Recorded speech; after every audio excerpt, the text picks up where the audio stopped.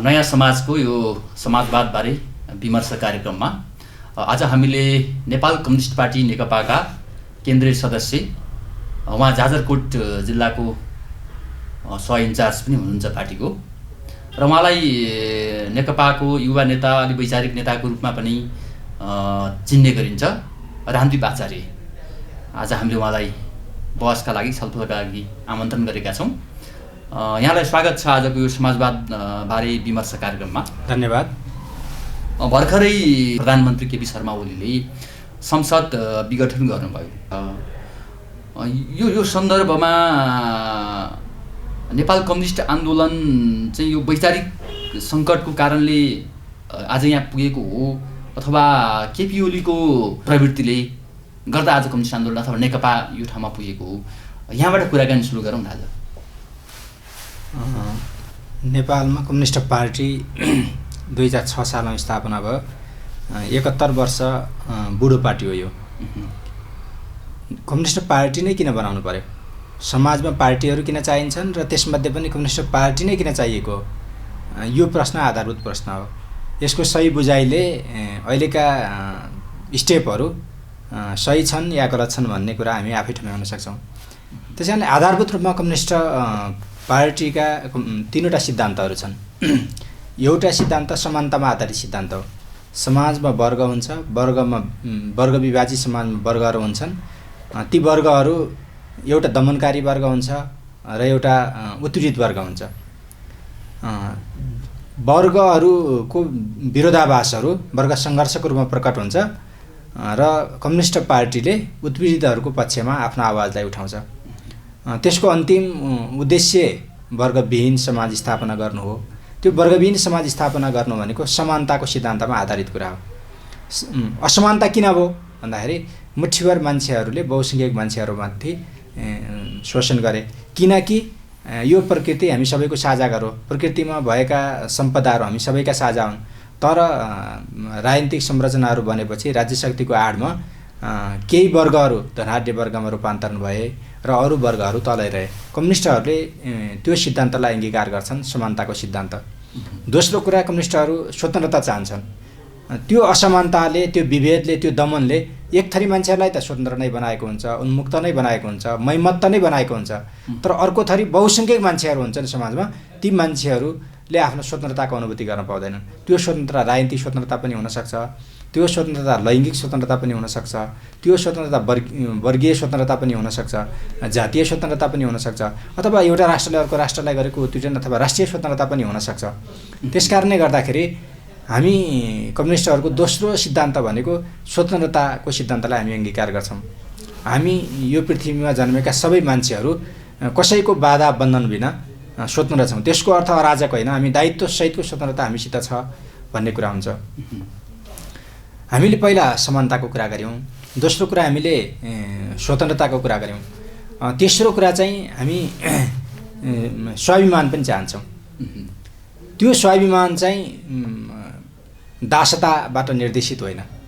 कसैले हरणखटन गर्ने, कसैले त्यो राजनीतिक प्रणाली या पार्टी प्रणालीहरूमा हालिमाली गर्ने र अरूले तिनको सेवक बन्नुपर्ने, यो सबै प्रकारका विभेदहरूको अन्त्य चाहन्छौँ। त्यो स्वाभिमानले हामीलाई अन्याय गर्न दिँदैन। हामी न्याय चाहन्छौँ। त्यस्तो न्याय स्वतन्त्रतामा आधारित हुन्छ, समानतामा अथवा बराबरीमा आधारित हुन्छ। यो प्रणालीतिर हामी जान चाहने भएको कारणले गर्दाखेरि अहिलेको समस्याहरूलाई हामीले त्यो तीनटा सिद्धान्तसँग मेल गरेर हेर्नुपर्छ। कम्युनिस्टहरूले असमानताहरूलाई अन्त्य गरेनन्, स्वतन्त्रताको रक्षा गरे कि गरेनन्, अन्यायको अन्त्य गरे कि गरेनन् भन्दाखेरि कम्युनिस्ट आवरणमा सत्तामा आसिनु भने तर कम्युनिस्ट चरित्रको विपरीत जाने प्रवृत्तिले गर्दाखेरि अहिले कम्युनिस्ट आन्दोलनमा खासमा समस्या देखा परेको। त्यसको प्रतिनिधि पात्र हुन् केपी ओली। विशेष गरी प्रचण्ड र माधव कुमार नेपालले नेतृत्व गर्नुभएको नेपाल कम्युनिस्ट पार्टी नेकपा अब कसरी अगाडि बढ्छ त? केपी ओलीले त अब त गरिसक्नुभयो, उहाँ त चुनावको कुरा गरिरहनु भएको छ। अब चुनावमा जानुको विकल्प छैन भन्ने उहाँहरूको देखिन्छ होइन? त्यसैले अब उहाँलाई के लाग्यो, अहिले विश्वमा एउटा हावा चलेको छ, कम्युनिस्ट आन्दोलनमा विश्वमा समस्याहरू देखा परे, एकचोटि लहरको रूपमा देखा परेको थियो, एउटा आकर्षणको रूपमा देखा परेको थियो। त्यो कम्युनिस्ट आन्दोलन आफैभित्र पनि समस्याहरू पैदा भए, बाह्य रूपमा पनि त्यसमाथि केही दखलहरू दिइयो। त्यसकारणले गर्दाखेरि कम्युनिस्ट आन्दोलनमा समस्या भयो। कम्युनिस्ट आन्दोलनमा देखा परेको अस्थायी गत्यावरोध जो थियो त्यसलाई चाहिँ केपी ओलीले उहाँले सङ्कटको रूपमा देख्नुभयो। अब कम्युनिस्ट आन्दोलनको रूपमा यो अगाडि बढ्न सक्दैन, त्यसैले कम्युनिस्ट नाराको रूपमा यो अगाडि बढ्न सक्दैन, कम्युनिस्ट सिद्धान्तको रूपमा अगाडि बढ्न सक्दैन भनेपछि उहाँले कम्युनिस्ट सिद्धान्तलाई लागू गर्न प्रयत्न गर्नु भएन। उहाँले के प्रयत्न गर्नुभयो भन्दाखेरि दुनियाँले के थाहा छ भनेपछि अयोध्यामा एउटा चितवनको अयोध्यापुरीमा राम जन्मेको राम जन्मभूमि हो भनेर मन्दिर बनाउन लगाउनु भयो। उहाँलाई के लाग्यो भनेपछि कम्युनिस्ट सिद्धान्तले म शासन गर्न सक्दिनँ, अब चाहिँ धार्मिक सिद्धान्तले म शासन गर्छु, मेरो दर्शनमा परिवर्तन गर्नुपर्छ भन्ने कुरा गर्नुभयो र त्यहाँका जनप्रतिनिधिलाई बोलाएर कति पैसा चाहिन्छ, कति करोड कति अरब पैसा चाहिन्छ राज्यले व्यवस्था गर्छ, तर तिमीहरूले त्यो राम जन्मभूमिको मन्दिर बनाऊ, रामको जन्मभूमि हो भनेर त्यहाँ दाबी गर भनेर एउटा नक्कली नाटक त्यसलाई बाहिर मिडियामा सामाजिक सञ्जालहरूमा फन्डा गरेको भन्ने पनि छ। उहाँले धर्मको सहारा लिनुभयो। होइन, कम्युनिस्ट दर्शनसँग त्यो कोही चिज मेल खाँदैन। होइन, धर्म एउटा वर्गले अर्को वर्गमाथि उत्तीर्ण गर्ने बिचैमा मान्छेले बनाएको संयन्त्र हो। सदाकालदेखि प्राकृतिक रूपमा आदिकालदेखि धर्म मानव जातिको समाजमा छैन, त्यो बिचैमा पैदा भएको समाज हो। धर्मको इतिहास धेरै लामो पनि छैन, 2-3 हजार वर्ष मात्रै छ, जबकि मानव जातिको इतिहास छ अफ्रिकाबाट होमोसेपियन्स हिँडेकै पनि 70,000 वर्ष लामो इतिहास छ। त्यसकारण यो शाश्वत कुरा होइन। होइन, एउटा कुरा उहाँले त्यो गर्नुभयो। दोस्रो कुरा उहाँले अलि पहिला माधव कमरेडसँग अस्ति हामीले भेट्दाखेरि अध्यक्ष कमरेड माधव नेपालले के भन्नुभयो भने 59 सालमा नेपालको कम्युनिस्ट पार्टीको नाम बदलौँ र त्यसको नाम सामाजिक जनवादी सोसियल डेमोक्रेट पार्टी राखौँ भनेर उहाँले प्रस्ताव गर्नुपर्छ। उहाँको दिमागमा भएको कुरा चाहिँ उहाँले अभिव्यक्त गर्नुभयो। त्यसपछि बारम्बार उहाँले के भन्नुहुन्थ्यो भनेपछि सङ्घीय संसद त भाडामा चलाइएको छ, प्रादेशिक संसदहरू बनाउनै सकिँदैन, यो देशले सङ्घीयता धान्न सक्दैन भन्ने उहाँको दिमागमा थियो। देशको संविधानमा सङ्घीयताको व्यवस्था भइसक्यो, तर पनि उहाँ सङ्घीयताको पक्षमा पनि हुनुहुन्थेन। अब गणतन्त्र त दुनियाँले अहिले होइन भरमार भनिराखेको छ, उहाँले चाहिँ बैलगाडा चढेर अमेरिका जान सकिँदैन भनेर संविधान सभा जनआन्दोलन गर्ने, संविधान सभा चुनाव गर्ने अनि गणतन्त्रमा जाने भनेपछि त यो त सुहाउँदो कुरा होइन भन्ने उहाँलाई लागेको थियो। तर परिस्थितिले धकेलेर घचेटेर उहाँलाई लतारेर कहाँ ल्यायो भनेपछि सङ्घीय लोकतान्त्रिक गणतन्त्रसम्म त ल्याइसक्यो। उहाँ यी आधारभूत सिद्धान्तहरूसँग मेल खानुहुन्थेन र उहाँ पछि फर्किनुभयो। उहाँ सङ्घीयताबाट पछि फर्किनुभयो, धर्मनिरपेक्षताबाट पछि फर्किनुभयो, गणतन्त्रबाट पछि फर्किनुभयो र त्यसको अन्तमा जाँदाखेरि उहाँलाई लोकतान्त्रिक प्रक्रियाबाट पछि फर्किनुभयो। संविधानमा हुँदै नभएको व्यवस्था 5 वर्षसम्म संसद विघटन गर्न नपाउने, 2 वर्षमा निर्वाचित भएको 2 वर्षमा अविश्वासको प्रस्ताव ल्याउन नपाउने संवैधानिक व्यवस्था, उहाँ समेत संविधान सभाको सदस्य रहेको संविधान सभाले पारित गरेको व्यवस्थाका विरुद्धमा जानुभयो भनेपछि यो पश्चगामी कदम हो। यो अलोकतान्त्रिक छ किनभने उहाँले जनप्रतिनिधि संस्थालाई विघटन गर्नुभयो, यो गैर संवैधानिक छ किनभने उहाँले संविधानलाई खारेज गर्नुभयो, यो चाहिँ निरङ्कुश छ किनभने उहाँले पार्टी प्रणालीलाई पनि मान्नु भएन र राजनीतिक प्रणालीलाई पनि मान्नु भएन, जनप्रतिनिधि संस्थालाई मान्नु भएन भनेपछि त्यस कारणले गर्दाखेरि यो गैर संवैधानिक, अलोकतान्त्रिक र निरङ्कुश भएको कारणले गर्दाखेरि यो कदम पश्चगामी कदम छ। तपाईँले अहिले भन्नुभएको आधारमा भन्दा पनि जस्तो प्रधानमन्त्री केपी शर्मा ओली केही दशकदेखि नै कम्युनिस्ट सिद्धान्तबाट च्युत भइसक्नु भएको थियो भन्न सकिन्छ। त्यसो हुँदा हो, उहाँको इतिहासले हेर्दाखेरि उहाँ कहीँ रूपान्तरण हुनुभयो कि उहाँले कम्युनिस्ट आन्दोलनसँग केही आफूलाई साइनो गाँच्नु भयो कि भन्दा पनि कम्युनिस्ट आन्दोलनलाई प्रयोग गरेर नेपालमा कम्युनिस्टहरूको जनमत बलियो छ, त्यो जनमतको दुरुपयोग गरेर शासन सत्तामा जाने र राज्यका साधन स्रोतहरूलाई दुरुपयोग गर्ने, आफ्नो निजी हितको निम्ति प्रयोग गर्ने मनसायले पार्टी र राज्यलाई उहाँले प्रयोग गर्न खोज्नु भएको रहेछ। आधारभूत हिसाबले आन्तरिकको हिसाबले हेर्दाखेरि उहाँ कम्युनिस्ट होइन भन्ने कुरा त पुष्टि भइसक्यो। बचेखुचेको कहीँ अन्तरकुन्तर भ्रम रहेको कुरा पनि केही समयभित्रमा त्यो उजागर हुन्छ, त्यो प्रकट हुन्छ। अब उहाँले दिएको 2टा नारा छ, एउटा राष्ट्रवादको नारा छ, अर्को चाहिँ लोकप्रियताको नारा छ। संसारका सबै तानाशाहहरू, निरङ्कुश मान्छेहरू जसले जनतामाथि दमन गर्छन् उनीहरूले जनतामा टिकिराख्नको निम्ति र जनतालाई भ्रम सिर्जना गर्नका निम्ति त्यो 2टा नारा दिने गरेका हुन्छन्। राष्ट्रवाद भनेर देशभित्रको जनमतको आफ्नो स्याम्पेथी लिने हैन, अनि त्यसपछि कहिलेकाहीँ उहाँले चुच्चे नक्साको कुरा गर्नुहुन्छ, बडो हाइलाइट गर्नुहुन्छ। यस्तो हिटलर पनि राष्ट्रवादको नाराबाट एकदमै उहाँले चुच्चे नक्साको कुरा गर्नुभयो। सुरुमा के भन्नुहुन्थ्यो भनेपछि नक्सा त प्रेसमा छाप्न सकिन्छ नि त, भूगोलको फिर्ता लिने कुरा भन्दै हुनुहुन्थ्यो। तर अहिले के भन्नुहुन्छ भनेपछि पार्टीको सचिवालयले दबाब दिइसकेपछि उहाँले नक्सा त छाप्नुभयो, तर शिक्षा मन्त्रालयबाट मन्त्रीलाई दबाब दिनुभयो, शिक्षा ब्युरोक्रेसीलाई दबाब दिएर उहाँले के गर्नुभयो भनेपछि पाठ्यक्रममा त्यो नक्सा नछाप्न, वितरण नगर्न भन्नुभयो। त उहाँ त दबाबमा हुनुहुन्थ्यो, त्यो नक्कली राष्ट्रवाद थियो, त्यो कसरी प्रकट भएको थियो भन्ने कुरा देखिन्छ। त्यसपछि उहाँले चाहिँ लोकतन्त्रको कुरा गर्नुहुन्छ हैन। लोकप्रियताको निम्ति लोकतन्त्र त लोकप्रियताबाट टिक्न पर्यो, त्यो नारा त्यहाँ जोडेर आउनु पर्यो। त्यसको निम्ति कहिले पानी जहाजको कुरा गर्नुहुन्छ, कहिले घर घरमा ग्यासको कुरा गर्नुहुन्छ, कहिले चाहिँ धरहराको कुरा गर्नुहुन्छ हैन, कहिलेकाहीँ अनेकन फन्डा गर्नुहुन्छ। के कुरा उहाँले गरौँ न भनेपछि कोरोना महामारीबाट पीडित भएका जनतालाई कसरी सेवा दिने भन्ने कुरा उहाँले गरौँ न। 10औं लाख युवाहरू विदेशमा नारकीय जीवन बिताइरहेका छन्, श्रमको खोजीमा गएका ती युवाहरूलाई स्वदेशमा रोजगारी कसरी सृजना गर्ने भन्ने बारे उहाँले सोच्नु न। उहाँले किसानहरूको काल लाग्दो जिन्दगी छ तिनका बारे सोच्नु न। युवाहरू बेरोजगार छन् तिनका बारे सोच्नु न। मजदुरहरूको जिन्दगी काल लाग्दो छ देशभित्र त्यसका बारे सोच्नु न। उहाँले के गर्नुहुन्छ भनेपछि जनतालाई भुल भुलाइमा पर्ने त्यस्ता नाराहरू जो जनताको आधारभूत सवालसँग जोडिएका छन् त्यसमा अनदेखा गर्ने, पिठ फर्काएर हिँड्ने, जो अहिले तत्काल नभए पनि हुन्छ, भोलि हामीले पछि बिस्तारै बनाए पनि बन्ने संरचनाहरू छन्, तिनको चर्चामा आएर त्यसपछि राजनीतिमा प्रभुत्व जमाउने, त्यसलाई चाहिँ लोकप्रियतावाद भन्छ, पपुलरिज्म। यो दिशामा उहाँ जानुभयो। त्यो दुईवटा नारा फेलियर भइसक्यो। अब सर्वाङ्ग भइसकेपछि उहाँ क्रूर बन्दै हुनुहुन्छ। अब कहाँ जाँदै हुनुहुन्छ भनेपछि प्रदेश पनि विघटन गर्ने, स्थानीय तहको पनि 1.5 वर्षपछि चुनाव गर्नुपर्ने, त्यसलाई पनि प्यारालाइज गरिदिने, सङ्कटकाल लगाउने, राष्ट्रपति शासन लगाउने र एकदम देशको एउटा शासक बन्ने, निरङ्कुश शासक बन्ने। मन्त्रीहरूलाई जनतालाई के भन्नुभयो? वैशाख 17 गते 27 गते चुनाव हुन्छ। मन्त्रीहरूलाई के भन्नुभयो? 2 वर्षको निम्ति तपाईँहरू ढुक्क जागिर खानु, त्यसकारण जागिर खान आउनुहोस्। 3 महिनाको निम्ति म्यादी मन्त्री खान त कोही पनि जाँदैन थियो। तर उहाँले मन्त्रीहरूलाई पनि फल्स दिनुभयो, ढाँट्नुभयो। के भन्नुभयो भने तिमीहरू 2 वर्षको निम्ति छ। उहाँले कसलाई ढाँट्नुभयो? कि मन्त्रीलाई ढाँट्नुभयो? तिमीहरू 2 वर्षको निम्ति जागिर खान नआऊ भन्नु पर्यो, होइन 3 महिनाको लागि भन्नु पर्यो। के जनतालाई भन्नु पर्यो कि हामीले चुनाव गराउने होइन है? यो 17 गते र 27 गते वैशाखमा हामीले जे चुनावको नाटक गरेका छौँ यो चाहिँ झुट कुरा हो भनेर जनतालाई भन्नु पर्यो। एकैचोटि दुईवटा कुरा सत्य साबित हुन सक्ने स्थितिमा छैन। त्यस कारणले गर्दाखेरि अब के हुन्छ भन्दाखेरि यो फाँसीवादी कदम, पश्चगामी कदमका विरुद्धमा जनता सडकमा आउन सुरु गरिसकेको छ। राजनीतिक पार्टीहरू, नागरिक समाजहरू, बुद्धिजीवी तबकाहरू, मिडियाकर्मीहरू सबका सब आन्दोलित बन्दै गरेको स्थिति छ। यद्यपि हामी चाहन्थ्यौँ राजनीतिक आन्दोलनको कोर्स समाप्त होस् र आर्थिक समृद्धिको युगमा देश जाओस् भन्ने चाहन्थ्यौँ। तर गलत शासकको हातमा, खराब मान्छेको हातमा पार्टी र सत्ता परेको कारणले गर्दाखेरि इतिहासमा फेरि हामीले एउटा स्टेप चाल्नुपर्ने भयो कि सङ्घर्षको मोर्चा सम्हाल्नु पर्ने भयो। अब देश सङ्घर्षको दिशातिर अगाडि बढेको छ।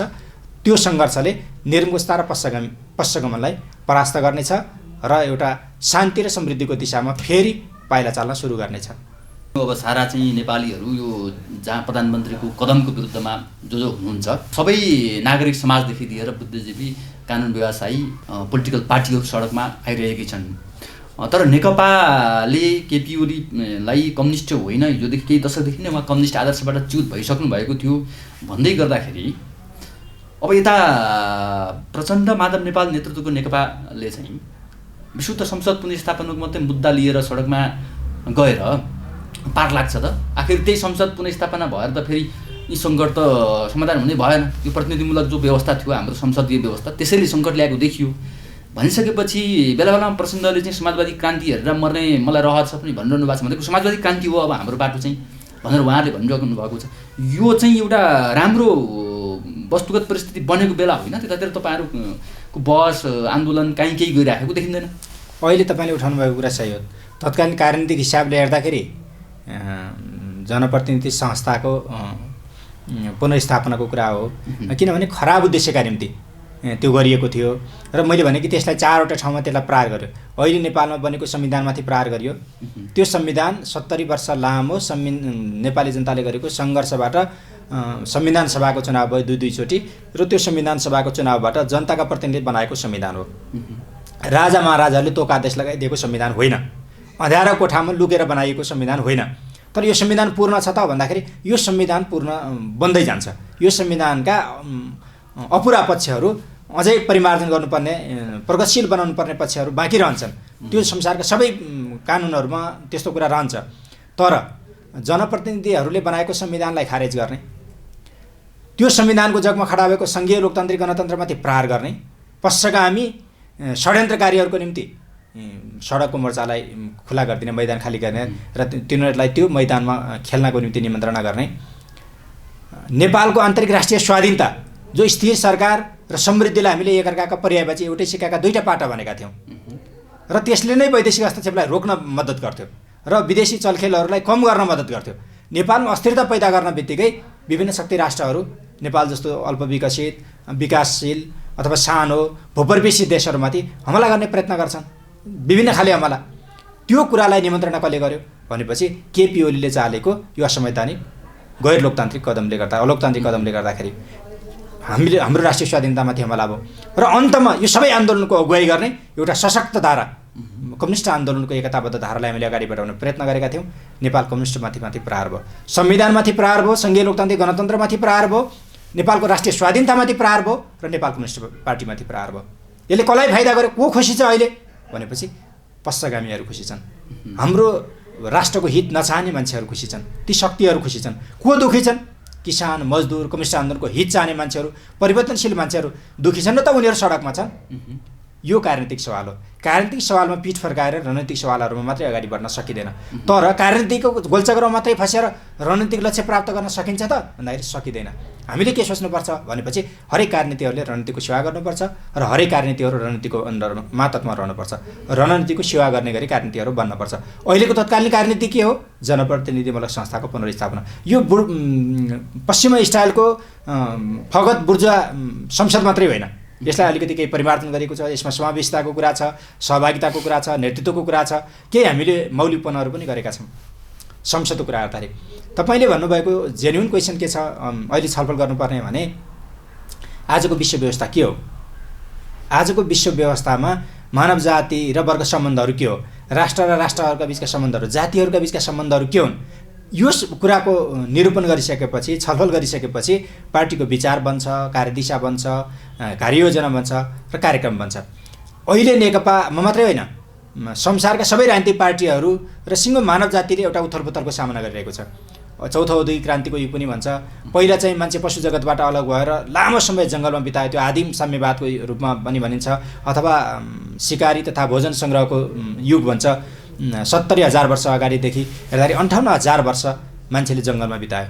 12,000 वर्ष खेतीपातीको सुरुवात, कृषि क्रान्ति सुरु भएपछि लामो समय मान्छेले निजी सम्पत्ति, परिवार, राज्य, राजनीतिक पार्टीहरू, राजनीतिक संरचनाहरू सबै संरचनाहरू बनेर समाज एउटा संस्थागत प्रणालीबाट चल्ने दिशातिर अगाडि जान थाले। वर्गीय वैरभावहरू पनि पैदा भए, विभेदहरू पनि पैदा भए। त्यो चाहिँ 12,000 वर्ष यता कृषि क्रान्तिले पैदा गरेको छ। 500 वर्ष अगाडिदेखि मोटामोटी हिसाबले औद्योगिक युगमा प्रवेश गरेको थियो। त्यो औद्योगिक युगले कृषि युगका धेरै सम्बन्धहरूलाई परिवर्तन गरेर त्यसले आफूलाई, मानव जातिलाई, हिजोका वर्ग सम्बन्धहरूलाई र वर्ग विरोधहरूलाई नयाँ ठाउँमा ल्यायो। अहिले लगभग 30 वर्षदेखि यता हामी चाहिँ एउटा ठुलो सूचना प्रविधिको क्रान्तिको युगमा आइपुगेका छौँ। यसलाई डिजिटल युग पनि भन्न सकिन्छ, चौथो औद्योगिक क्रान्ति अथवा तेस्रो औद्योगिक क्रान्ति पनि भन्ने गरिएको छ। जेसुकै भए पनि मानव जाति एउटा भूमण्डलीकृत सञ्चार भूमण्डलीकरणको युगमा आइपुगेको छ। यद्यपि यो भूमण्डलीकरण अन्तिम भूमण्डलीकरण होइन, यो पहिलो भूमण्डलीकरण पनि होइन, यो भूमण्डलीकरणका धेरै चरणहरू पार गरेर यहाँ आइपुगेको छ। तर यसले हाम्रो सोच्ने तरिकालाई बदलाव लिएको छ। अहिले हामीसित भएका सञ्चार प्रविधि, उदाहरणको निम्ति मोबाइल छ। यो मोबाइल मार्फत हामी पृथ्वीमा भएका 8.5 अरब मान्छेलाई एउटै साँचोमा जोड्न सक्छौँ। इन्टरनेटले हामी सबैलाई जोड्न सक्छ। मान्छे र मान्छेलाई पनि जोड्न सक्छ, मान्छेले प्रयोग गर्ने वस्तुहरूलाई पनि जोड्न सक्छ। अहिले इन्टरनेट अफ थिङ्स भनिन्छ, वस्तुहरूको इन्टरनेट। त्यसले चाहिँ मानवहरूलाई पनि जोडेको छ र मान्छेले प्रयोग गर्ने सामग्रीहरूलाई पनि जोडेको छ। यो भन्दा पहिला मानव जातिले यस्तो कहिले पनि झेलेको थिएन। अहिले ऊर्जामा क्रान्ति आएको छ, यातायातमा क्रान्ति आएको छ। यो क्रान्तिले गर्दाखेरि मान्छेको पढ्ने तरिका, शैक्षिक प्रणालीमा क्रान्ति आएको छ, उपचार गर्ने स्वास्थ्य प्रणालीमा क्रान्ति आएको छ, हाम्रो सोच्ने तरिका, दृष्टिकोणमा क्रान्ति आएको छ भने हाम्रो विचारमा पनि बदलाव हुन जरुरी छ। एकजना वैज्ञानिकले भनेका रहेछन्, आजको विज्ञानले गरेका, भौतिक विज्ञानले अन्य विज्ञानका शाखाहरूले गरेका उपलब्धिहरूसँग मानवले बनाउने दृष्टिकोण, दर्शनको एकाकार गर्नु पर्यो। भनेको मतलब दर्शनलाई अपग्रेड गर्नु पर्यो, दर्शनलाई विकसित तुल्याउनु पर्यो। यो दर्शनलाई विकसित तुल्याउने भनेको हाम्रो विश्व दृष्टिकोणलाई विकसित गर्ने हो, हाम्रो विचारलाई विकसित गर्ने हो, हाम्रो सिद्धान्तलाई विकसित गर्ने हो। भनेको मतलब आजको मानव समाजको युग सुहाउँदो विचारलाई विकास गर्ने कुरा हो। त्यसो गरेर मात्रै आजका कार्यभारलाई पुरा गर्न सक्छौँ। त्यो गर्न सकेनौँ भने के हुन्छ भने समाज अगाडि बढ्छ, हाम्रो विचार पछाडि हुन्छ, हाम्रो दर्शन पछाडि हुन्छ, हाम्रो पार्टी पछाडि पर्छ, हाम्रो नेतृत्व प्रणाली पछाडि पर्छ। पछाडिबाट समाजको अगुवाई गर्न सक्दैनौँ, आन्दोलनको अगुवाई गर्न सक्दैनौँ। त्यस कारणले गर्दाखेरि तपाईँले अघि उठाउनु भएको सवाल आजको ज्वलन्त सवाल हो र यो विषयमा बहसको अब हामीले सुरुवात गरेका छौँ, सुरुवात गर्दैछौँ। सबै ठाउँबाट ढोका खुलेको छ र एउटा नयाँ संश्लेषणतिर यो अगाडि जान्छ र जानुपर्ने वस्तुगत आवश्यकता पैदा भएको छ। तपाईँले सूचना क्रान्ति र यो वस्तुहरूको इन्टरनेटको क्रान्तिले संसारलाई चाहिँ गोलबन्द र एकीकृत गर्यो, नयाँ ठाउँमा विश्व गयो भनेर व्याख्या गरिरहनु हुँदा एकछिन अगाडि तपाईँलाई मैले अब नेकपाको चाहिँ आन्दोलनको इस्यु संसद पुनर्स्थापना मात्रै हो कि समाजवादको एजेन्डा हो भन्ने क्वेसन पनि गरेँ। त्यहाँनिर तपाईँले जस्तो समाजवादको इस्यु चाहिँ राजनीतिक होइन रणनीतिक प्रश्न हो भन्न खोज्नु भएको जस्तो मैले बुझेँ। यो खालको चाहिँ विज्ञान प्रविधि ल्याएको क्रान्तिले अब समाजवादको मुद्दा अथवा समाजवादको राजनीति चाहिँ अब पनि रणनीतिक मुद्दा नै हो कि राजनीतिक मुद्दा हो? अब भनेको हामीले अब व्यवहारमै समाजवाद चाहिँ प्रयोग गर्न सक्ने अवस्था, भौतिक अवस्था अथवा विज्ञान प्रविधिको विकास त्यहाँ पुग्यो भनेर भन्न सक्दैनौँ? बहसलाई यता लान सकिँदैन अहिले? यसलाई के नाम राख्ने भन्दाखेरि सधैँ राजनीतिक प्रश्न बनाएर हामी चाहिँ कतै तत्कालीन मुद्दाहरूमा मात्रै communist party, Nepal communist party हराउँदै गएको, यथास्थितिमा रहँदै गएको र बिस्तारै प्रतिगमनतिर गइराखेको थुप्रै इतिहासमा घटनाहरू, पछिल्लो घटना केपी ओली हो, अघि योभन्दा अगाडि पनि यस्ता घटनाहरू चाहिँ फेरि घटेका छन्। यहाँनिर अलिकति यसको नाम समाजवाद राख्ने, साम्यवाद राख्ने, जनवाद राख्ने, लोकतन्त्र राख्ने, के राख्ने भन्ने कुरा चाहिँ समयको विकासक्रमले निर्धारण गर्ने कुरा हो। सबभन्दा उपयुक्त के हुन्छ हामीले बनाउन खोजेको प्रणालीको हिसाबले अस्ति एकजना विद्वानको किताबमा पढ्दै थिएँ, समाजवाद हाम्रो लक्ष्य होइन, समाजवाद चाहिँ हाम्रो बाटो हो भन्ने रहेछ। त्यसो भए लक्ष्य के हो त भनेपछि मानव जातिको पूर्ण मुक्ति, समृद्धि, स्वाधीनता चाहिँ हाम्रो मानव जातिको लक्ष्य हो र त्यो लक्ष्य कसरी पुग्न सकिन्छ भन्दाखेरि समाजवादको बाटो भएर त्यो लक्ष्य पुग्न सकिन्छ। त्यसकारण समाजवाद हाम्रो लक्ष्य होइन, समाजवाद हाम्रो बाटो हो। गन्तव्य चाहिँ मानव जातिको पूर्ण मुक्ति हो अथवा पूर्ण मानव निर्माण गर्ने, मार्क्सले भन्नुभएको शब्द होला साहित्य हो, पूर्ण मानव निर्माण गर्ने। त्यो दिशामा हामी जानको निम्ति के हामीले अघि उठाएका कुराहरू यी काल्पनिक कुराहरू हुन् त? मैले भनेको कम्युनिस्टका 3 सिद्धान्तको कुरा गरेँ। ती सिद्धान्तहरू स्वैर कल्पना हो त होइन?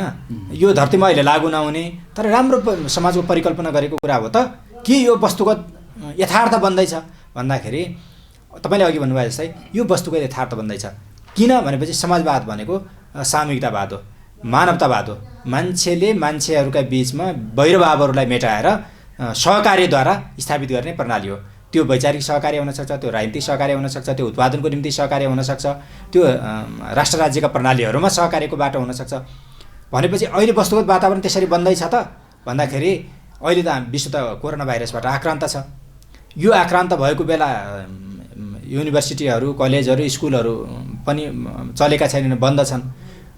त्यसो भएपछि अस्ति मैले हेर्दै थिएँ एउटा युनिभर्सिटी, प्रतिष्ठित युनिभर्सिटी, पश्चिमको युनिभर्सिटी, उसको 150 वर्षको इतिहासमा त्यो युनिभर्सिटीमा जति विद्यार्थीहरू भर्ना भएका थिए यो लकडाउनको कारण, कोरोना भाइरसको लकडाउनको कारणले गर्दाखेरि संसारभरिबाट युनिभर्सिटी अनलाइन आवेदन गर्यो।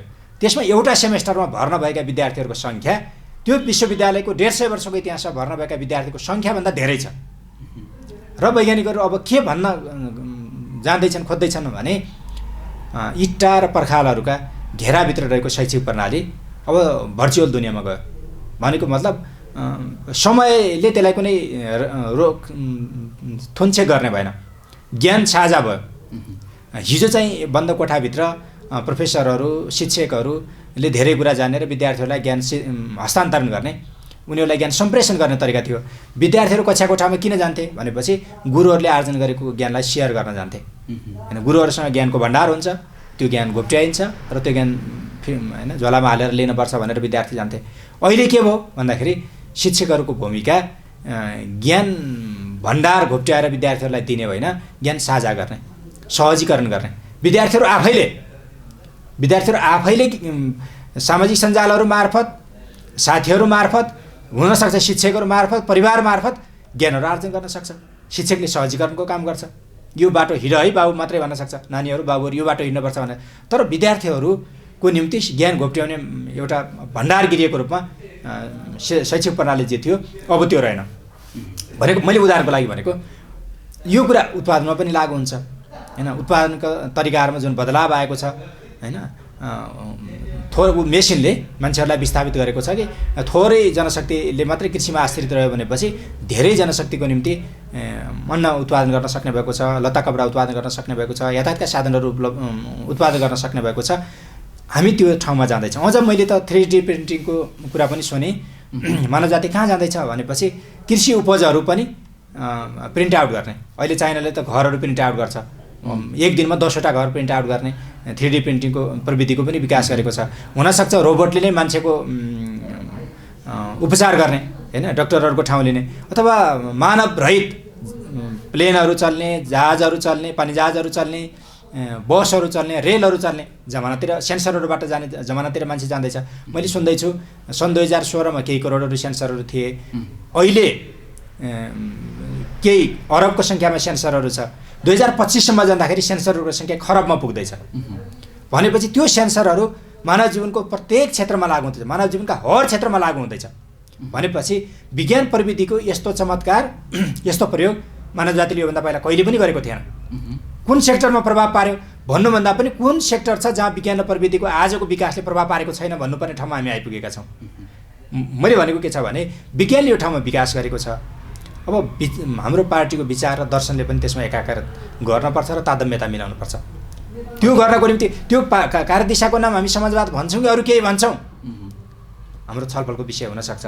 त हामी आजसम्म के निष्कर्षमा पुगेका छौँ भने त्यति राम्रो प्रणालीको नाउँ समाजवाद दिउँ हैन, त्यो राम्रो प्रणालीको नाम समाजवाद दिउँ भन्ने कुरा छ। तर अब तपाईँले के यो वस्तुगत धरातल यथार्थमा आधारित छ त भन्दाखेरि पुँजीवाद दुईवटा पिलरमा खडा भएको छ, निजी सम्पत्ति र बजार व्यवस्था। अब परिस्थितिले त्यो ठाउँ पुर्याउँदैछ कि निजी सम्पत्ति पनि एउटा साझा सम्पत्ति भन्ने वस्तुको धरातल बन्दैछ। तपाईँले इन्टरनेटलाई अब निजी भन्नुहुन्छ, इन्टरनेटमा द्वारा साझा भएको ज्ञानलाई, बुद्धिलाई तपाईँ निजी भन्न सक्ने स्थिति हुनुहुन्न। तपाईँले यातायातका साधनहरू, ऊर्जाको चरम विकास जो ठाउँमा पुग्दैछ, यो अहिले जीवाश्म इन्धनबाट बनेको अहिले पेट्रोलियम पदार्थको ऊर्जाको युग समाप्त हुँदैछ र ऊर्जाका नयाँ सम्भावनाका ढोकाहरू जो खुल्दैछन्, त्यस कारणले गर्दाखेरि ऊर्जामा आएको क्रान्तिले हामीले यातायातमा क्रान्ति ल्याउने, विद्युतीय गाडीहरू, यातायात साधनहरू चल्ने, त्यसले हाम्रा सामग्रीहरूलाई सहज रूपमा उपलब्ध गराउने, झन्डै निःशुल्क उपलब्ध गराउने। त्यो निःशुल्क सामग्रीहरू ओसार पसार गर्न थालेपछि बजार भन्ने चिज छ, त्यसको नाश हुने भएपछि पुँजीवाद पनि नाश हुने। दुईवटा पिलरमा निजी सम्पत्ति र बजार अर्थतन्त्रमा खडा भएको पुँजीवाद यो शताब्दीको मध्यदेखि अब विश्वको प्रभावी लिडरसिपको रूपमा रहेको प्रणालीको, राजनीतिक प्रणालीको रूपमा, आर्थिक प्रणालीको रूपमा रहने छैन र एउटा नयाँ साझा प्रणाली, तपाईँले भने सहभागितामूलक समाजवादको बहस भएको छ, लोकतान्त्रिक समाजवादको बहस भएको छ, वैज्ञानिक समाजवादको बहस भएको छ। अबको वैकल्पिक राजनीतिक प्रणाली चाहिँ समाजवाद हो र विश्व समाजवादको दिशामा अगाडि बढेको छ भन्ने कुरा चाहिँ हामी तथ्यमा आधारित र तर्कमा आधारित ढुक्कैसँग भन्न सक्छौँ।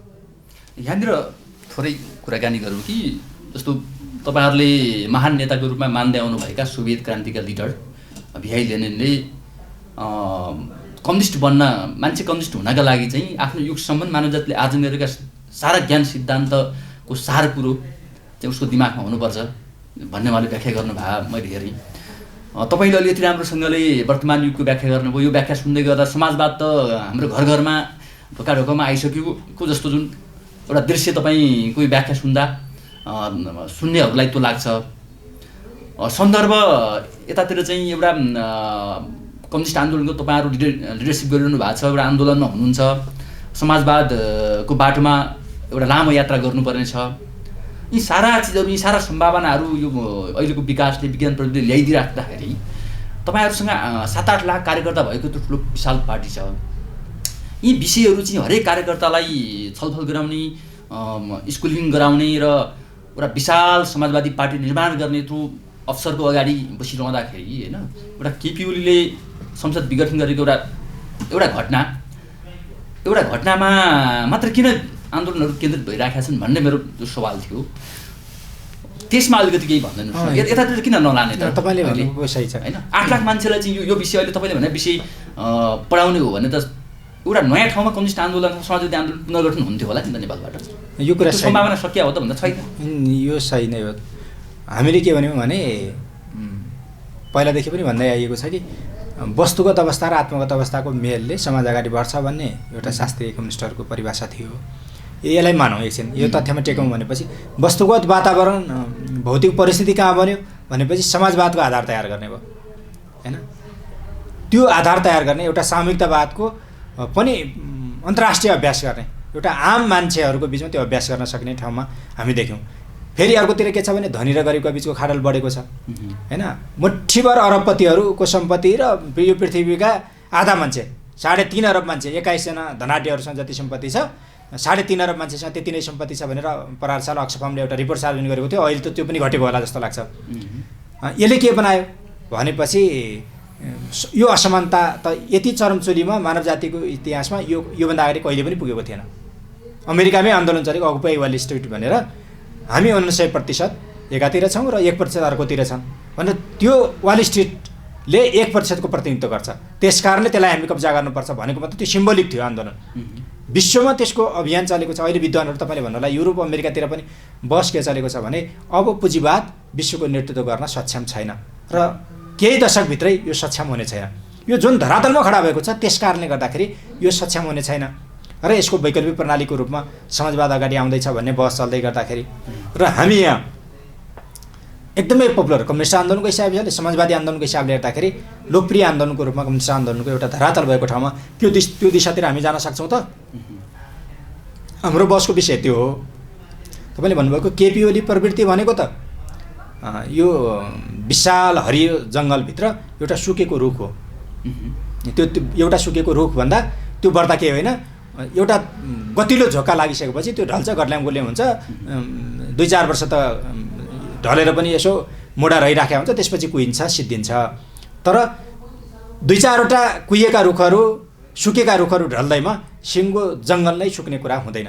यो कम्युनिस्ट आन्दोलन भनेको त्यो जङ्गलको हरियाली पन जस्तै हो। मैले तुलना गरेर भन्दाखेरि के हामी त्यो दिशातिर जान्छौँ त भन्दाखेरि अहिले त्यो वस्तुको त आवश्यकता हो भन्दाखेरि एउटा रणनीतिक हिसाबले सोच्नुपर्ने र हाम्रो नयाँ पङ्क्तिलाई कुनै दिग्भ्रमित नभइकन होइन, विचलित नभइकन कहिलेकाहीँ के हुन्छ भने बिरबलले पालेको बिरालो जस्तो कि होइन। अकबरले बिरालो पाल्न दिए होइन, अरू सबैका बिरालोलाई दुध खुवाएर मोटा ल्याए, बिरबलको बिरालो दुब्लो भयो। अनि बिरबलले पाल्न लिएको बिरालो सुरुमै तातो दुधमा बिरालोको मुख चोपल्यो, बिरालोले दुध खाएन। अनि बिरबलले अकबरलाई के भन्यो भने महाराज तिम्रो बिरालो त दुब्लो भयो, अरू सबैका बिरालो त मोटाएका छन्, किन हो भन्दाखेरि महाराज मेरो बिरालो त दुध नखाने परेछ, अरू सबैका बिरालोले दुध खाने परे, मैले दुध खुवाउन सकिनँ, त्यस कारणले गर्दाखेरि बिरालो दुब्लो भयो। त्यो बिरबलको बिरालो जस्तै गरेर कम्युनिस्ट आन्दोलनलाई पनि कहीँ भ्रमित पारिएको छ। बिरालोको लाई जसरी त्यो तातो दुधमा चोपलेर दुध नखाने बनाइयो, कहिले नयाँ पङ्क्तिलाई कम्युनिस्ट भनेकै केपी ओली प्रवृत्ति हो कि भनेपछि ए छिछि त्यस्तो खराब प्रवृत्ति पनि कम्युनिस्ट हुन्छ, त्यस्तो अलोकतान्त्रिक प्रवृत्ति पनि कम्युनिस्ट हुन्छ, त्यस्तो राष्ट्रघाती प्रवृत्ति पनि कम्युनिस्ट हुन्छ। ओम्नी यति त्यसपछि के अरे सेक्युरिटी प्रिन्टिङ प्रेसमा भ्रष्टाचार काण्ड, 100औं भ्रष्टाचार काण्डहरू, आज त प्रधानमन्त्री आफैको ट्रस्ट पनि होइन कानुन विपरीत भन्ने छ। यो राज्यको सम्पत्ति दोहन गरेर लुटेर खाने लुटेराहरू पनि कम्युनिस्ट हुन्छन् भनेपछि कम्युनिस्ट आन्दोलनबाट वितृष्णा पैदा गर्ने पनि हुनसक्छ। त्यही मैले भनेको के हो भने त्यो सुकेको रुख हो, त्यो कम्युनिस्ट आन्दोलनको मूल प्रवृत्ति होइन, त्यो बाई प्रडक्ट हो। उत्पादनमा फ्याक्ट्रीहरूमा कचराहरू पनि निस्कन्छ, त्यो कचराहरू निस्किएको देखेर हामीले कसैले पनि के भन्न सक्दैनौँ भने हामीले कारखानाबाट उत्पादन गरेका वस्तुहरू सबै फोहोर छन् र सबै डम्पिङ साइडमा फाल्न योग्य छन् त भन्न सक्दैनौँ। त्यसैले केपी ओली प्रवृत्ति भनेको कम्युनिस्ट आन्दोलनको बाई प्रडक्ट हो। फ्याक्ट्रीबाट उत्पादन भएको, कम्युनिस्ट आन्दोलन फ्याक्ट्रीबाट उत्पादन भएको कचडा हो, सधैँ तयारी माल त अन्यत्र छँदैछ। त्यो कुरा कार्यकर्ताहरूको बिचमा लिएर जानुपर्छ, नयाँ युवाहरूको बिचमा लिएर जानुपर्छ, विद्वान साथीहरूको बिचमा लिएर जानुपर्छ। किन विज्ञानको ढोका जहिले पनि बहसको निम्ति खुल्ला राख्नुपर्छ। जहिले सुकै र जोसुकैका लागि पनि विज्ञानको ढोका खुल्लै नै रहन्छ। विज्ञानमा बिर्को लाग्दैन र विज्ञान अन्तिम सत्य भन्ने हुँदैन। तपाईँहरूको लिडरसिपहरूसँग अबको समाजवाद अथवा कम्युनिस्टहरूको अबको पुनर्गठन चाहिँ कसरी गर्न सकिन्छ, वैचारिक सङ्कटलाई कसरी हल गर्न सकिन्छ भन्ने विषयहरूमा तपाईँ लामो समयदेखि एउटा त वैचारिक क्षेत्रमा कम्युनिस्ट आन्दोलनको वैचारिक क्षेत्रमा केही गर्ने भनेर लागिरहनु भएको पनि छ होइन। प्रतिष्ठान बनाएर देशैभरि स्कुलिङहरू चलाउने पनि तपाईँले भनिरहनु भएको छ, त्यो बाहिर आइराखेको पनि छ भनेपछि लिडरसिपहरूसँग विशेष गरी प्रचण्ड लगायतका लिडरसिपहरूसँग तपाईँहरू युवाहरूको कुराकानी हुँदैन यो कम्युनिस्ट आन्दोलनको वैचारिकी समस्या हल गर्ने दिशातिरबाट? तपाईँले धेरै महत्त्वपूर्ण कुरा खालि यहाँ त के भन्नु मन्त्री खाने पद खाने मलाई मन्त्री चाहियो मलाई चाहिँ फलानी ठाउँमा नियुक्ति गर्न पर्यो भनेर मात्रै नेताहरू जाने खालको फेरि परिदृश्य छँदैछ नेपालको राजनीतिमा। तपाईँहरू त्यसरी गएको पनि अब देखिएको छैन। त्यो हिसाबले मैले भन्नु खोजेँ। तपाईँले उठाउनु भएको कुरा ठिकै हो। हामी कम्युनिस्ट आन्दोलनमा कस्तो देखा पर्यो भने पदको निम्ति र पैसाको निम्ति मात्रै पार्टीको र राजनीति सत्ताको प्रयोग गर्ने, आफ्नो सम्पूर्ण शक्तिहरू, ऊर्जा, बुद्धि, क्षमता, आफूसित भएको टिम त्यो दिशामा खर्च गर्ने। रणनीतिक हिसाबले हेर्दाखेरि हामी कहाँ जानु पर्ला, हाम्रो कस्तो पार्टी बनाउनु पर्ला, हाम्रो कस्तो समाज बनाउनु पर्ला भन्ने बारेमा बहस नगर्ने, छलफल नगर्ने, अन्तर्क्रिया नगर्ने प्रचलन छ। यो हाम्रो आन्दोलनभित्रको नकारात्मक प्रवृत्ति हो। तर छलफल चलेको छ कि छैन भन्दाखेरि छलफल हामीले सुरुवात गरेका छौँ। राम्रो तपाईँले भनाउनु भयो, हाम्रो पार्टीका दुवैजना अध्यक्ष कमरेडहरू, कमरेड प्रचण्डसँग, कमरेड माधव नेपालसँग बहस त यो दिशामा हुनुपर्छ है, समाज त यो दिशातिर जाँदैछ है, हाम्रो छलफलको विषय, हाम्रो विचार संश्लेषणको विषय चाहिँ यतातिर बनाउनुपर्छ भन्ने कुरा म आफैले पनि राखेको छु। हामीले समाजवाद अध्ययन प्रतिष्ठान बनाएर पनि छलफल सुरु गरेका छौँ। देशैभरिबाट यसप्रतिको सेम्पेथी पनि आएको छ र जागरुक र उत्सुकता पनि छ। तर केहीको हामीले अझै स्टेपहरू मिलाउन सकेका छैनौँ होइन। केही हाम्रा सीमाहरू त हरेक ठाउँ आन्दोलनमा हुन्छन्। तर मलाई के लागेको छ भने यो अभियान अब हामीले वडा तहसम्म लैजानुपर्छ। केन्द्रमा मात्रै बहस गरेर नेताहरूको बिचमा मात्रै बहस सीमित राख्नु हुँदैन।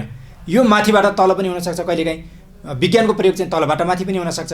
त्यही भएर हामीले वडा तहसम्म यो अभियानलाई लिएर जानुपर्छ। जनवर्गीय सङ्गठनका आधारभूत तहमा भर्खर जनवर्गीय सङ्गठनमा भर्ती हुने साथीहरूको बिचमा पनि यो अभियान लिएर जानुपर्छ। नेपाल चाहिँ कम्युनिस्ट आन्दोलनको निम्ति र समाजवादी आन्दोलनको निम्ति एउटा उर्वर भूमि हो। यस्तो संयोग सायद धेरै ठाउँ प्राप्त हुँदैन। हामीलाई त्यो गौरव किन प्राप्त भएको छ भनेपछि हाम्रा अग्रजहरूले गरेको बाटो देखाएको र बलिदान गरेको कारण, हाम्रो जनसमुदायले हामीलाई अपार माया र समर्थन गरेको कारण, र अझ हामी पनि भन्न सक्छौँ कि सापेक्ष रूपमा हाम्रा केही गल्ती कमजोरीलाई सच्याएर हामी ठिकै धरातलमा उभिएको पनि कारण हामीलाई यो अवसर प्राप्त भएको छ। यो अवसरलाई गुम्न नदिन, यो अवसरलाई बदनाम हुन नदिन, यो अवसरलाई विभाजित हुन नदिनका निम्ति हामीले प्रयत्न गर्नुपर्छ। मलाई लाग्छ अब उपयुक्त अवसर आयो। केपी ओली प्रवृत्तिको सर्वनाशपछि, केपी ओली प्रवृत्तिको कम्युनिस्ट आन्दोलनबाट पतनपछि कम्युनिस्ट आन्दोलनलाई सुदृढीकरण गर्ने बहसको निम्ति एउटा मजबुत आधार, वस्तुगत आधार तयार भएको छ। आत्मगत हिसाबले त हामीले पहिलादेखि पनि छलफल गर्दै आइरहेका छौँ। अब त्यो दिशामा हामी अगाडि जान्छौँ। बिना अलमल यो अभियान कुनै कोठामा मात्रै सीमित रहँदैन, कुनै नेता विशेष र कमिटी विशेषमा मात्रै सीमित हुँदैन। एउटा मेसिभ अभियानको रूपमा लाखौँ कार्यकर्ताहरूको बिचमा जाने अभियान हामीले सुरुवात गर्दैछौँ र हामी जान्छौँ। तपाईँ हामी सबै लाएर तयारीहरू केही तयारीहरू भइरहेका छन् यसको लागि। अब जाँदाखेरि चाहिँ एउटा त गएर प्रशिक्षण दिने, फर्केर आएपछि कार्यकर्ताले बिर्सने भइरहेको छ। त्यसका लागि चाहिँ उहाँहरूलाई अलिकति लामो समय जहाँ तपाईँहरू पुग्नुहुन्छ वैचारिक अभियान लिएर, उहाँहरूले लामो समय त्यो अभियानमा लाग्ने, अध्ययन अनुसन्धान गर्ने, रिसर्च गर्ने विषय त यो रहेछ नि भनेर थाहा पाउने गरी केही त्यस्तो चाहिँ केही तयारी तपाईँहरू गरिरहनु भएको छ? यसको निम्ति दुई तिनवटा कुरा सामग्रीहरूदेखि लिएर एउटा चाहिँ हाम्रो मार्क्सवादसँग सम्बन्धी आधारभूत सामग्रीहरू छन्। ती सामग्रीहरूलाई हामीले कार्यकर्ताहरू तल जनताहरूको बिचमा सम्प्रेषण गर्ने एउटा कुरा। दोस्रो कुरा चाहिँ आवश्यकता यो हो भन्ने कुराको बोध गराउने होइन। समय दुनियाँ यहाँ पुगेको छ भन्ने कुराको बोध गराउने, त्यो कुरा चाहिँ भेटघाट, छलफल, प्रशिक्षणै हो, स्कुलिङ नै हो, त्यो कुरालाई जारी राख्ने। तेस्रो कुरा चाहिँ अहिले समकालीन संसारमा दुनियाँले कसरी सोचिरहेको छ त होइन, त्यहाँ लेखकहरूले के लेखिरहेका छन्, विद्वानहरूले के विषयमा बहस गरिरहेका छन्, हाम्रो समाज के छ भन्ने बारेमा प्रकाशनहरूलाई पनि हामीले कयौँ प्रकाशनहरू विदेशी भाषामा होलान्, त्यसलाई नेपाली भाषामा पाठकहरूको सजिलोको लागि उल्था गरेर दिने यो काम पनि हामी सँगसँगै गर्दैछौँ। भनेपछि एउटा बौद्धिक जागरणको अभियान पनि चल्छ, विचारधात्मक अभियान, सांस्कृतिक रूपान्तरको अभियान पनि चल्छ। अर्को चाहिँ सङ्गठनात्मक र राजनीतिक हिसाबले हेर्दाखेरि अग्रगामी धाराहरूको आन्दोलन पनि चल्छ। यो राजनीतिक आन्दोलन पनि सँगसँगै चल्छ, सङ्गठन निर्माणको काम पनि सँगसँगै चल्छ र विचारधात्मक अभियान पनि सँगसँगै चल्छ। तिनवटा अभियान हामीले एकैसाथ लिन सक्यौँ भनेपछि हाम्रा पिल्लरहरू यति मजबुत पिल्लर हुन्छन् कि दुनियाँको सानोतिनो पुँजीवादी र पुँजीवादले घुसाएका कम्युनिस्ट आन्दोलनभित्र घुसेका मान्छेहरूको सानोतिनो त्यो भुइँचालोले यो समाजवादको विशाल भवन छ, यो भत्किँदैन, त्यो भवन खडा गर्नुपर्छ भन्ने दिशातिर हामी लागेका छौँ। र सायद यो अभियान अहिले हामी छलफल गर्दैछौँ, यो त्यसकै एउटा पार्ट हो। छोटोमा हामी यसो भन्न सक्छौँ, नेपालको कम्युनिस्ट आन्दोलनले 70 वर्षको एउटा लामो यात्रा पुरा गर्यो। विशेष गरी त्यो चाहिँ जनवादी क्रान्तिको कार्यदिशा वरिपरि अथवा 21औं शताब्दीको जनवादको वरिपरिबाट यो यात्रा पुरा गर्यो कम्युनिस्ट आन्दोलन नेपाल कम्युनिस्ट आन्दोलन भन्ने गरिएको छ। त्यो लाइनबाट हेर्दाखेरि र अहिले तपाईँले एउटा वैचारिक पुनर्जागरण भनिरहनु हुँदाखेरि 70 वर्षको एउटा चरण नेपाल कम्युनिस्ट आन्दोलनले पुरा गर्यो र अब समाजवादी क्रान्तिको लागि अथवा कम्युनिस्ट आन्दोलनको नयाँ चरण सुरु भयो भन्न सक्छौँ हामी छोटोमा? होइन, वैचारिक हिसाबले पनि यो संसारमा आएको अहिलेको पछिल्लो परिवर्तनको हिसाबले पनि नयाँ चरणको परिभाषा पनि गर्न सकिन्छ। फेरि हामी भौतिकवादी हिसाबले कसरी हेर्न सक्छौँ भने हरेक पछिल्लो घटना अघिल्लो घटनासँग जोडिएको हुन्छ, कारण कार्य सम्बन्ध भन्ने हुन्छ होइन। त्यस कारणले गर्दाखेरि त्यो अलग थलग हुँदैन, संरक्षण गरेर भनौँ 70 वर्षको आन्दोलनको पोजिटिभ पाटोहरूलाई संरक्षण गर्दै रक्षा गर्दै र कतिपय चिजलाई विकास गर्दै अगाडि जाने चरणमा हामी पुग्या हो त। चरणको रूपमा व्याख्या पनि गर्न सक्छौँ सजिलोको लागि। र त्यो मैले अघि पनि भने सूचना प्रविधिको युगले गर्दाखेरि हामीलाई त्यो ठाउँमा ल्याइपुर्याएको हुनसक्छ। हामीले राजनीतिक आन्दोलनका प्रक्रियाहरूलाई पार गरेर हिजो लुकी भूमिगत रूपमा सशस्त्र रूपमा शान्तिपूर्ण रूपमा सङ्घर्ष गर्न पर्थ्यो, राज्यबाट प्रतिबन्धित हुनु पर्थ्यो। अहिले हामीले जनमत लिएर नै बहुमत प्राप्त गर्ने ठाउँमा हामी पुग्छौँ भनेपछि हिजोको अवस्थाबाट हामी नयाँ चरणमा पुगेका छौँ। हाम्रो सोच्ने तरिका प्रविधिले पनि हामीलाई नयाँ ठाउँमा पुर्याएको छ भन्ने हिसाबले हामी चरणको रूपमा व्याख्या गर्न पनि सक्छौँ। तर सिङ्गो मानव जातिको विकास प्रक्रियाको श्रृङ्खलाको हिसाबले हेर्दाखेरि यसलाई चरणको रूपमा विभाजित नगर्न पनि सकिन्छ, किनभने यो पछिल्लो घटना अघिल्लो घटनाको देन हो होइन।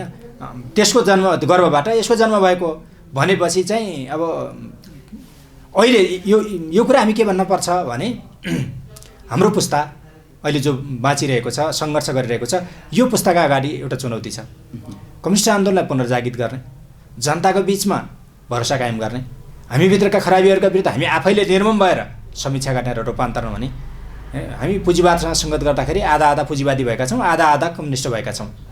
हामी पुँजीवादी कम हो भने बढी कम्युनिस्ट हुनको निम्ति हामीले स्ट्रगल गर्नुपर्ने भएको छ हामी आफैभित्र। त्यस कारण हाम्रो पुस्ताका अगाडि एउटा चुनौती खडा भएको छ।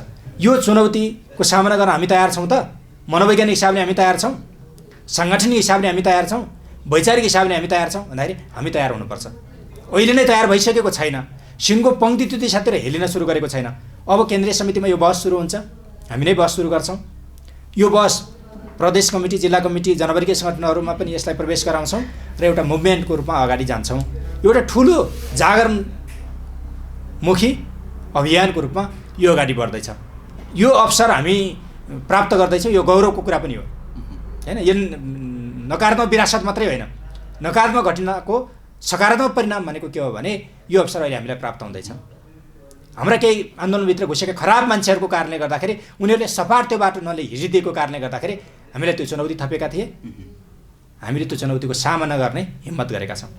जस्तो कि नेपाल कम्युनिस्ट आन्दोलनले एउटा खेपिराखेको आरोप अथवा कार्यकर्ताभित्रबाट पनि उठिराखेको, नेताहरूबाट पनि उठिराखेको एउटा बहस बेला बेलामा घनश्याम भुषालले पनि भनिरहनु भएको हामी देख्छौँ। सङ्गठित भ्रष्टाचार छ, यो छ त्यो छ होइन। कम्युनिस्ट आन्दोलन अथवा कम्युनिस्ट पार्टीभित्रको चाहिँ पार्टीलाई भनौँ विशेष गरी अथवा सङ्गठनलाई भनौँ, ठेकदारहरूले अब दलालहरूले, कमिसनखोरहरूले, तस्करहरूले चाहिँ पार्टी कब्जा गर्यो भन्ने बहस यो कम्युनिस्टभित्रै भइरहँदाखेरि हामीले पुनर्जागरणको कुरा गरिराखेका छौँ अथवा कम्युनिस्ट आन्दोलनलाई पुनर्गठित गर्नुपर्ने, पुनर्सङ्गठन गर्नुपर्ने बहस गरिरहँदाखेरि त्योभन्दा पहिला चाहिँ पार्टीभित्रैको सङ्गठनलाई पुनर्गठन गर्नुपर्ने चाहिँ अलिक ठुलो चुनौतीको रूपमा हो कि? मान्छेले भ्रष्टाचार किन गर्छ? भ्रष्टाचार त परिणाम हो, कारण त होइन। कारण के हो भनेपछि कारण चाहिँ उसलाई के लाग्यो भनेपछि राज्यसँग म सुरक्षित छैन, समाजबाट म सुरक्षित छैन, पार्टीबाट म सुरक्षित छैन, म आफूले आफ्नो सुरक्षा आफैले गर्नुपर्छ होइन। त्यो सुरक्षा कसरी गर्नुपर्छ भनेपछि मसँग टन्न धन हुनुपर्छ, मेरो आफ्नै एउटा लग्जरियस घर हुनुपर्छ होइन, मसँग एउटा अत्याधुनिक कार हुनुपर्छ, मेरो श्री सम्पत्ति हुनुपर्छ, ब्याङ्क ब्यालेन्स हुनुपर्छ। त्यसले गर्दाखेरि मेरो राजनीति मैले नै गर्नुपर्छ। मैले कार्यकर्ताको भरण पोषणको कुरा हुनसक्छ, मतदाताहरूलाई खरिद बिक्री गर्ने कुरा हुनसक्छ, देश विदेश घुम्ने कुरा हुनसक्छ, छोराछोरीलाई राम्रो ठाउँ पढाउने कुरा हुनसक्छ। यो सब गर्नको निम्ति म समृद्ध हुनुपर्छ। समाज जहाँसुकै जाओस्, पार्टी जहाँसुकै जाओस्, राष्ट्र जहाँसुकै जाओस्, त्यसैले म पो मुख्य हो त होइन। निर्णायक रूपमा म हो, मेरो व्यवस्था मैले गर्नुपर्छ। चाहे सेतो धन होस् चाहे कालो धन होस्, त्यो जम्मा मैले गर्नुपर्छ भन्ने मवाद भ्रष्टाचारको स्रोत हो, भ्रष्टाचारको ज्वरो हो त्यो। त्यस कारणले गर्दाखेरि भ्रष्टाचार परिणाम हो, कारण के हो भनेपछि व्यक्तिवाद हो। त्यो व्यक्तिवादलाई त हामीले निमेटेन पार्न पर्यो नि त। पहिला त्यो व्यक्तिवाद निमेटेन पार्ने बित्तिकै भ्रष्टाचार निर्मूलीकरण हुन्छ। तपाईँहरूकै पार्टीबाट यो सुरु गर्न सकिन्छ त? हो, यो विश्वास त्यो कसरी सुरु गर्न सकिन्छ? तपाईँ त्यो सुरु गर्ने के भन्छ, आफ्नो वर्गप्रति भर पर्ने, समाजको उत्थानप्रति भर गर्ने, राष्ट्रको समृद्धिप्रति भर गर्ने। समाज, राष्ट्र र पार्टी रह्यो भनेपछि म रहन्छु, म त्यो व्यक्ति हुँ। हुनसक्ला मेरा भागमा दुःख मात्रै पर्ला, तर समाजले दुःख नपाओस् भनेर सोचेको दिन मान्छेले भ्रष्टाचार गर्दैन। त्यो बनाउनको निम्ति के चाहियो भनेपछि एउटा कम्युनिस्टले पहिलो कुरा त आत्मअनुशासन हुनु पर्यो। त्यो आफैभित्र चेतना पैदा हुनु पर्यो, रूपान्तरण हुनु पर्यो। टुकुचाको नालीमा रगडेर भए पनि, जताबाट भए पनि, सोरेर भए पनि म धनी हुनुपर्छ, होइन? पद, प्रतिष्ठा, इज्जत, समाज केही पनि रहँदैन भन्ने कुरा भ्रष्टाचारको स्रोत हो। एउटा कम्युनिस्ट पार्टीको नेता या कार्यकर्ता किन भ्रष्ट हुन्छ, अथवा अन्य राजनीतिक पार्टीको नेता र कार्यकर्ता किन भ्रष्ट हुन्छ, हामीले त्यो कुरा खोज्नुपर्छ। पार्टीभित्र छलफल गर्नुपर्छ कि पर्दैन भन्दाखेरि तपाईँले भनेको सही छ। समाजले पनि त्यसमा खबरदारी गर्नुपर्छ, पार्टीभित्र पनि त्यो अभियान चलाउनुपर्छ। त्यो अभियान कति बेला चल्छ भनेपछि समाजवादप्रति मान्छेको भरोसा भयो भनेपछि भ्रष्टाचार गर्दैन। समाजवाद भनेको सामूहिकतावाद हो, सबै मिलेर गर्ने हो। सबैको सम्पत्ति, सबैको बुद्धि, सबैको पावर शक्ति प्रयोग गर्दाखेरि जितिन्छ भनेपछि त फेरि व्यक्ति एक्लैले भ्रष्टाचार गर्नु परेन नि त, होइन? यो चुनावी प्रणालीले पनि हामीलाई भ्रष्ट बनाएको छ, राजनीतिक प्रणालीले पनि हामीलाई भ्रष्ट बनाउँछ, हाम्रो पार्टी परिचालनका तरिकाले पनि हामीलाई भ्रष्ट बनाउँछ, हाम्रो पारिवारिक संरचनाहरूले पनि हामीलाई भ्रष्ट बनाउँछ। हामी ती सबैलाई टापुमा बसेर रूपान्तरको कुरा गर्ने होइन, समाजमा बसेर रूपान्तरको कुरा गर्ने हो। समाज सँगसँगै रूपान्तर, समाजको चेतना पनि बदल्ने हो, पार्टीभित्रको पनि सङ्घर्ष गरेर त्यसलाई बदल्ने हो, परिवारभित्र पनि सङ्घर्ष गरेर बदल्ने हो। यो गर्न सक्यौँ भनेपछि हामी अगाडि जान सक्छौँ र त्यो गर्नु हाम्रो अगाडि विकल्प नै छैन। यसका लागि विचारमा प्रष्ट र प्रतिबद्ध कार्यकर्ताहरूको अथवा मान्छेहरूको पार्टी त बनाउनु पर्ला नि। गजबले त्यसको हामीले भनेको, हामीले तिनवटा आन्दोलनको कुरा जो गऱ्यौँ, विचारात्मक आन्दोलन, राजनीतिक आन्दोलन र सङ्गठनात्मक आन्दोलनलाई सँगसँगै लैजाने कुरा, एकाकार गर्ने कुरा गऱ्यौँ। बौद्धिक विलास गरेर मात्रै पनि भएन, राजनीति अर्कै ढङ्गले चलेको छ, विचार मात्रै शुद्ध छ भनेर पनि भएन, सङ्गठनमा त्यो कुरा सम्प्रेषण गरिएको छैन भने पनि भएन। सही विचार सम्प्रेषण गर्नु पर्यो, संश्लेषण गर्नु पर्यो, त्यसलाई राजनीतिको नेतृत्वदायी ठाउँमा राख्नु पर्यो, त्यो राजनीतिले अगुवाई गरेको सङ्गठन बन्न पर्यो। विचार राजनीति र सङ्गठनलाई एउटै सिक्वेन्समा हामीले राख्न सक्यौँ भनेपछि यो अभियान अगाडि बढ्छ। त्यस कारणले गर्दाखेरि यसलाई तीनवटा आन्दोलन भन्नु, विचारात्मक आन्दोलन, राजनीतिक आन्दोलन र सङ्गठनात्मक आन्दोलन, यो आन्दोलनलाई अभियान अगाडि बढाउने अवसर हामीले प्राप्त गरेका छौँ। अन्तमा आम न्यायप्रेमी जनसमुदायलाई तपाईँ एउटा कम्युनिस्ट आन्दोलनको एउटा क्याडर भएको हैसियतले केही छुटेका चिजहरू आज भन्न पर्ने विषय थियो यो भन्ने केही छ भने भन्नुहोस्।